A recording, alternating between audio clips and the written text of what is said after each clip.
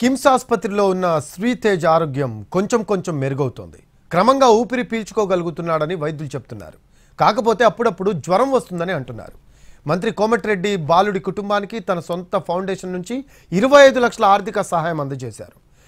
బాబు condition ఎప్పటికప్పుడు తెలుసుకుంటున్నానని అల్లు అర్జున్ అన్నారు. సంధ్య theatre తొక్కిసలాట ఘటనలో గాయపడ్డ శ్రీతేజ ఆరోగ్య పరిస్థితి నిలకడగా ఉందని కిమ్స్ వైద్యులు తెలిపారు. బాలుడికి సంబంధించి హెల్త్ బులెటిన్ విడుదల చేశారు. ఆక్సిజన్ అవసరం లేకుండా బాబు ఊపిరి పీల్చుకోగలుగుతున్నాడని చెప్పారు. ఆహారం కూడా తీసుకుంటున్నాడని అన్నారు. కాకపోతే అప్పుడప్పుడు జ్వరం వస్తోందని, నాడీ వ్యవస్థ స్థిరంగానే పనిచేస్తోందని అన్నారు. తొక్కిసలాట ఘటనలో ఊపిరాడక బాలుడి నాడీ వ్యవస్థ, మెదడుపై తీవ్ర ప్రభావం పడిందని వైద్యులు చెబుతున్నారు. సీఎం ఆదేశాల మేరకు మంత్రి కోమటిరెడ్డి హాస్పిటల్కు వెళ్లి శ్రీతేజ్ ఆరోగ్య పరిస్థితిపై ఆరా తీసి వచ్చారు.